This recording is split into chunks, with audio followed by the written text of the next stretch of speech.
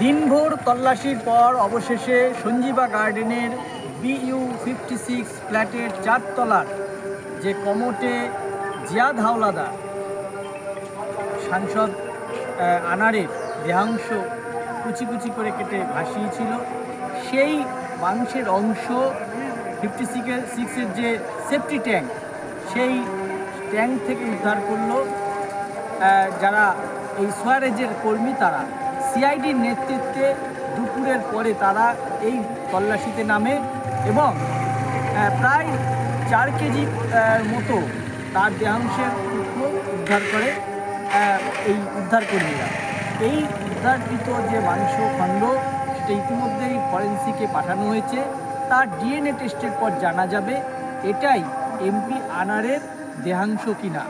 তার আগে আমরা প্রত্যক্ষদর্শী যারা এই উদ্ধার কার্যের সঙ্গে লিপ্ত ছিল তাদের বয়ান অনুযায়ী যে এমপি খুন হয়েছিলেন এই ফ্ল্যাটে, তাদের দাবি এটাই তার দেহাংশ।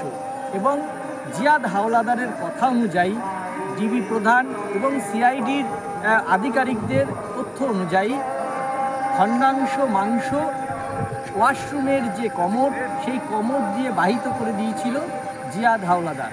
সেই ভাসানো মাংসের টুকরাই উদ্ধার হয়েছে এই সেফটি ট্যাঙ্ক থেকে। তবে এখন সবটাই কিন্তু দাঁড়িয়ে আছে ফরেন্সিক টেস্টের উপরে। যদিও এই মাংস উদ্ধারের ঘটনা নতুন একটা মোড় দিল এই এমপি খুনের মামলায়। কলকাতা থেকে সুকান্ত চট্টোপাধ্যায়, যমুনা টেলিভিশন।